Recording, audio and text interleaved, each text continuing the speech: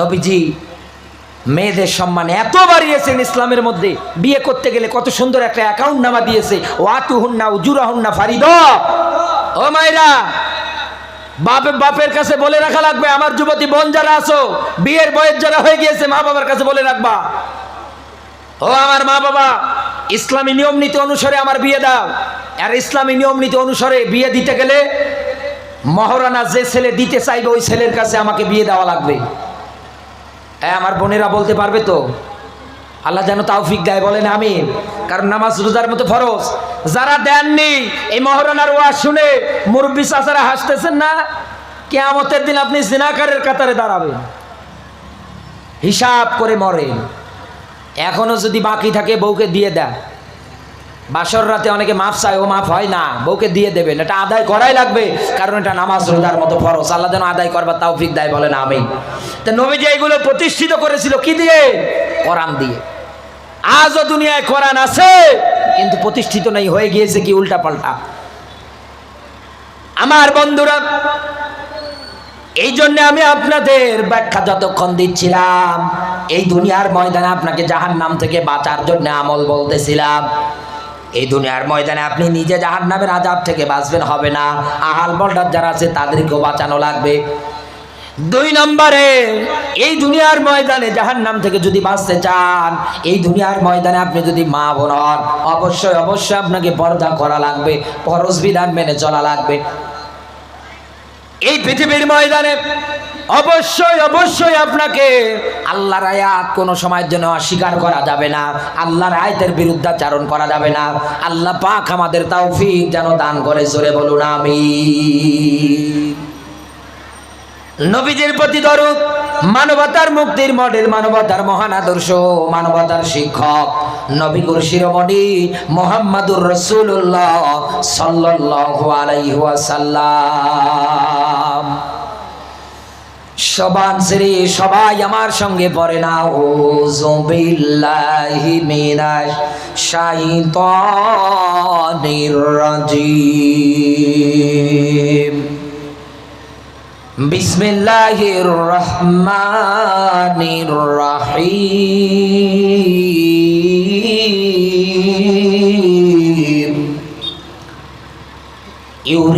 ইউরিদুনা লিইউতফিউ নূরাল্লাহি বিআফওয়াহিহিম ওয়াল্লাহু মুতিম্মু নূরিহি ওয়ালাউ কারিহাল কাফিরুন।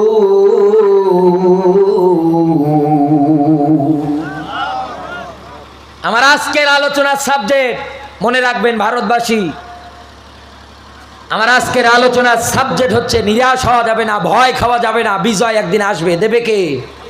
আরো জোরে বলেন, দেবে কে? ভয় খাবেন না, নিরাশ হবেন না, বিজয় দেবে কে? আরো জোরে বলেন। কি আছে আয়াতে? কোরআনে কারীমের 61 নম্বর সূরা, সূরা সফ, 1 নম্বর রুকু, 28 নম্বর পারায় আছে। একটা মাত্র আয়াতে কারিমা আমরা তেলাওয়াত করেছি, আয়াত সংখ্যা হচ্ছে 8 নাম্বার। মনে থাকবে তো? মনে থাকবে? দেখি আয়াতের মধ্যে আল্লাহ কি ব্যাখ্যা দিয়েছে। আল্লাহ পাক বলেন, ইউরিদুনা লিতুফিউ নূরাল্লাহি বিআফওয়াহিহিম। আল্লাহ পাক বলেন, তারা চাইবে কারা? কাফেরেরা চাইবে মুখের ফু দিয়ে ইসলামের আলো, কোরআনের আলো, নূর বলতে আল্লাহ যেটা বুঝিয়েছে কিতাব, এই পৃথিবীর ময়দানে এইগুলো তারা বিদায় করে দেবে। আল্লাহ পাক বলেন ওরা পারবে না। এত তো পর্যন্ত থাক, আগে বলে নেই, আমরা একটু আগে ব্যাখ্যা জানলাম, নারীদের চক্রান্ত কিন্তু অনেক ভয়ঙ্কর, শয়তানের চক্রান্ত কিন্তু দুর্বল। এই পৃথিবীর ময়দানে মানুষ বানিয়েছে আল্লাহ দুর্বল করে। তার বাস্তব উদাহরণ দেখলে পাওয়া যায় কোন জায়গায়? একটা মুরগির ডিম থেকে যখন একটা বাচ্চা বের হয়, দেখবেন আস্তে আস্তে দৌড়াতে পারে। একটা গাভীর পেট থেকে বাচ্চা হওয়ার পরে দেখবেন এই বাচ্চাটা কত সুন্দর করে আধা ঘন্টা 1 ঘন্টা পরে হেঁটে হেঁটে দৌড়াতে পারে মায়ের সঙ্গে। ও বন্ধু, এবার নিজের দিকে তাকান। এই দুনিয়ায় আপনি যখন এসেছিলেন, আমি যখন এসেছিলাম, এই রকম কি করতে পেরেছি? আস্তে আস্তে আস্তে আস্তে কোরবান হয়ে আমরা বড় হয়ে গেছি। আল্লাহ পাক ডাক দিয়ে বলতেছে, বান্দা তোকে তো আমি দুর্বল করে বানিয়েছি।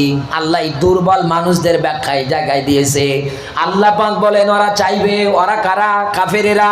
কি চাইবে? মুখের ফু দিয়ে ইসলামের নূর, কলারের নূর যেটা আছে এটাকে বন্ধ করে দেবে, এটাকে নিভিয়ে দেবে। এখন আমি আপনাদের মাঝে প্রশ্ন রাখতে চাই, এই পৃথিবীর ময়দানে ভালো করে বুঝে উত্তর দেবেন। এই ভারতবর্ষের মাটিতে এই আয়াত পড়ার পরে কে কিভাবে ব্যাখ্যা করেছে আমার জানা নেই, কার মুখে কিভাবে শুনেছেন আমার জানা নেই। আমি আপনাকে একটু ব্যাখ্যা করে বলছি, কান খাড়া করেন।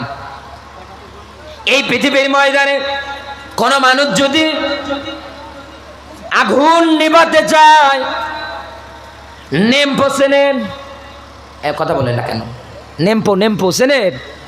হ্যাঁ চিনেন চাচা, চিনেন? নেমপো কেরোসিন তেল জাতীয় দিয়ে এই নেমপো তৈরি হয়।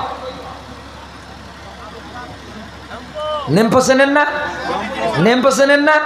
কাছের সূত্রকে এরকম এরকম থাকে, ওর উপরে পাট পাট করে যে পাট জমিতে হয়, ওই ওই দিয়ে তারপরে আগুন লাগানো লাগে। চেনেন না? কি বলে? লম্পো। আমার এলাকায় বলে ন্যাম্পো। জিনিস একই, নাম আলাদা। তে মানুষ দুর্বল। আল্লাহ পাক বলে নূর। নূর বলতে কোরআন, নূর বলতে ইসলাম। এগুলো কার? আরো জোরে বলেন, এগুলো কার? এগুলোর মালিক কে? আপনি? আমি? না, এগুলোর মালিক কে? আমার আল্লাহ। কাফেররা চাইবে নেভাতে। ও বন্ধু, ইসলাম ও আল্লাহর, কোরআন ও আল্লাহ। এই যে লাইট জ্বলছে, আসেন এই জায়গায় বসে ফু দিয়ে নেবান তো দেখছি। পারেন নাকি? আর পারবেন না, কারণ এই লাইটের নির্দিষ্ট একটা সুইচ আছে, একটা সংযোগ আছে। এই মাইক্রোফোনে কথা বলছি, এই মাইক্রোফোনের একটা সুইচ আছে, নির্দিষ্ট একটা জায়গায় গিয়ে আমাকে সুইচটা অফ করা লাগবে, তাহলে এই মাইক্রোফোনে আর কোনো সাউন্ড হবে না। এগুলো মালিকানাধীন। ইন্নাদ-দীনা ইনদাল্লাহিল ইসলাম। আল্লাহ পাক বলেন গ্রহণযোগ্য মনোনীত একটা মাত্র জীবন ব্যবস্থা, তার নাম, আরো জোরে বলেন, ইসলাম। ইসলাম আপনারও না, আমারও না। আল্লাহ ব্যাখ্যা দিলেন, ওরা চাইবে কি? মুখের ফু দিয়ে ইসলামের আলো, ইসলামের নূর, কোরআনের নূর এগুলো নেভাবে। তা আমরা ব্যাখ্যা জানলাম, মানুষ দুর্বল। মানুষ নেভাতে পারে কি? এই নেমপোতে আগুন লাগিয়ে ওই ওই টেবিলেও যদি আমি রাখি, এখান থেকে যদি জোরে ফু দেয়, ওই আগুন নিভে যাবে। যাবে না? যাবে না? একটা মানুষের পক্ষে ওই আগুনটা নেভানো সম্ভব। এরপরে আপনাদের এই ভারতবর্ষের জমিতে যে পাটখড়ি আছে, এই পাটখড়ির মধ্যে আগুন লাগানোর পরে দূর নিয়ে যদি ফু দেন, এই আগুনটা নেভানো সম্ভব একটা মানুষের পক্ষে। এরপর পরে মোমবাতিতে আগুন লাগিয়ে এই আগুন নেভানো সম্ভব। কিন্তু আল্লাহ ব্যাখ্যা দিলেন, কাফেররা চাইবে মুখের ফু দিয়ে নেভাতে কি? তাও কোরআন, তাও নূর, এই দুনিয়ার ময়দানে ইসলামের আলো, কোরআনের আলোগুলো নেভাতে। আল্লাহ পাক এই ব্যাখ্যাটা কেন দিলেন? এই জন্য তো আল্লাহ ব্যাখ্যা দিলেন। আফালা, প্রশ্নবোধক চিহ্ন, ইয়াতাদাব্বারুনাল কুরআন। কি হলো? কেন গবেষণা করো না? আম আলা কুলুবিন আকফালুহা, নাকি অন্তঃকরণে তালা পড়লো, মরিচা ধরলো? সূরা মুহাম্মদের 25 নম্বর আয়াতে আল্লাহ ব্যাখ্যা দিয়েছে।